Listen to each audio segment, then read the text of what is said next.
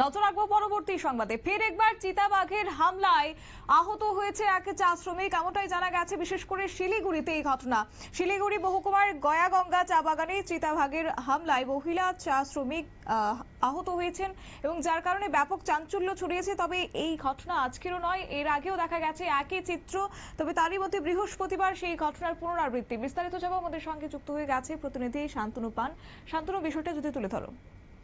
উত্তরবঙ্গের যে শিলিগুড়ি মহকুমার গঙ্গা চা বাগান রয়েছে, সেখানে কিন্তু এর আগেও দেখেছি যে হঠাৎ করে চিতাবাঘ চলে আসে, যার ফলে কিন্তু চা শ্রমিকরা কর্মরত অবস্থায় বুঝে না উঠতে না পারে কিন্তু পিছন থেকে এসে আক্রমণের শিকার হন এবং তাদের ক্ষতির শিকার হয়। তো আজকেও দেখতে পেলাম হঠাৎ একই রকম ব্যাপার, অর্থাৎ শিলিগুড়ি মহকুমার যে গঙ্গার চা বাগান রয়েছে, বৃহস্পতিবার কিন্তু দুপুরের দিকে চা বাগানে চা শ্রমিকরা চা তুলছিলেন। ঠিক সেই সময় 5 নম্বর সেকশনের পিছন দিক থেকে একটি চিতাবাঘ এসে আচমকা এক মহিলা শ্রমিকের উপর আক্রমণ করে এবং তিনি পড়ে যান এবং পড়ে যাওয়ার পরে বাঘটি আরো তার দিকে যখন যায় তখন সে সেই মুহূর্তে চিৎকার করে ওঠে, যার ফলে কিন্তু পাশাপাশি যারা ছিল তারা চলে আসে, বাঘটি ভয় পালিয়ে যায় এবং তিনি গুরুতর জখম হন এবং তাকে সেখান থেকে তড়িঘড়ি উদ্ধার করে নিয়ে যাওয়া হয় ফাঁসি দেওয়া যে গ্রামীণ হাসপাতাল রয়েছে সেই গ্রামীণ হাসপাতাল, এবং সেখানে আহত সেই বাগান শ্রমিকের অবস্থা এখন কেমন রয়েছে? একেবারে তাকে ফাঁসি দেওয়া গ্রামীণ যে হাসপাতাল সেখানে তাকে উদ্ধার করে নিয়ে যাওয়া হয়। সেখানে বেশ কিছুটা থাকার পরে কিন্তু অবস্থার অবনতি হওয়ার ফলে তাকে উত্তরবঙ্গ মেডিকেল হাসপাতালে নিয়ে যাওয়া হয়েছে, সেখানে চিকিৎসা চলছে।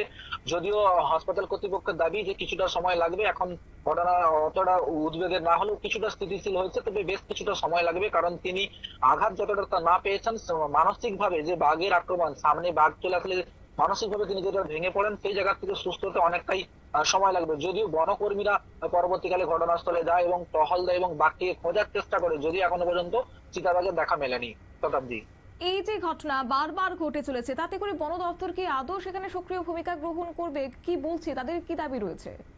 দেখো, বন দপ্তরের যারা কর্মী রয়েছেন, মূলত বিট অফিসার, রেঞ্জার থেকে শুরু করে যারা গ্রাউন্ড লেভেলে কাজ করে, তাদের বিরুদ্ধে কিন্তু ভুরি ভুরি অভিযোগ রয়েছে। শুধুমাত্র যে চা বাগান না তা নয়, বনাঞ্চল যেই জায়গাগুলো রয়েছে সেই যে বনাঞ্চলের পার্শ্ববর্তী গ্রাম, সেখানের মানুষরাও কিন্তু বারবার অভিযোগ তুলেছেন যে হাতি থেকে বাঘ থেকে শুরু করে বিভিন্ন যে জন্তু জানোয়াররা রয়েছে যারা মানুষকে দেখলে হিংস্র হয়ে ওঠেন, তারা কিন্তু অজান্তেই চলে আসছে। অর্থাৎ কোথাও যে বনকর্মীদের একটা যে ব্যবস্থা থাকে যে জঙ্গলের মধ্যে যখন এই ধরনের পশু পাখিরা রয়েছে তাদেরকে একটা গাইড দেওয়া বা তাদেরকে একটা নিরাপদ জায়গায় রাখা, সেই জায়গায় কিন্তু ফাঁকি রয়েছে, গাফিলতি রয়েছে, যার ফলে কিন্তু বনকর্মীদের অজান্তেই এই সমস্ত জন্তু জানোয়াররা জঙ্গলের যেমন বেড়ে চলে আসছে, পাশাপাশি কিন্তু চা বাগানগুলো ঢুকে পড়ছে, যার ফলে কিন্তু ক্ষতির শিকার হচ্ছেন, পাশাপাশি কিন্তু মৃত্যু পর্যন্ত ঘটে যাচ্ছে।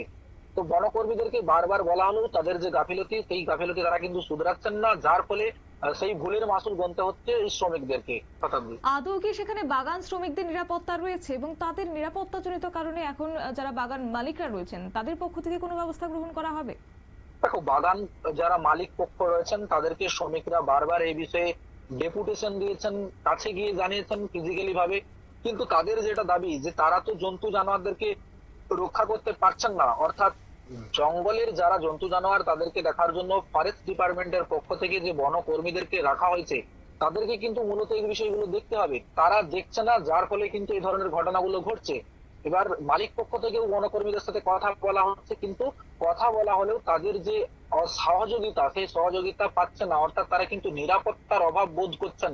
বারবার জানিয়েছেন, বারবার না জানিয়ে কোনো কাজ না হয় তারা কখনো বা ডেপুটেশন দিয়েছেন, কিন্তু যে নিরাপত্তার অভাব সেটা কিন্তু থেকেই গেছে। পুলিশ প্রশাসন এবং বনকর্মী যৌথ উদ্যোগ নিয়ে যেই কাজগুলো করার কথা সেই কাজগুলো কিন্তু আদতে হচ্ছে না, যার ফলে এই ধরনের দুর্ঘটনা ঘটছে। শতাব্দী, ধন্যবাদ শান্তনু। আপনারা শুনলেন, অর্থাৎ এই ঘটনার পর একদিকে সেই আহত মহিলাকে হাসপাতালে নিয়ে যাওয়া হয়েছে চিকিৎসার জন্য, তার গুরুতরভাবে সে আঘাতপ্রাপ্ত হয়েছে এবং এই ঘটনার পরে চা শ্রমিকদের মধ্যে আতঙ্ক স্বাভাবিকভাবে একটা তৈরি হয়েছে।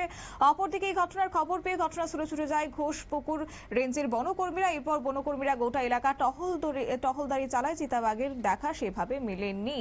যদিও এই ঘটনার পর বনকর্মীদের গাফিলতি যেমন রয়েছে, ঠিক তার অন্যদিকে পুলিশের গাফিলতি নিয়েও কিন্তু উঠছে প্রশ্ন।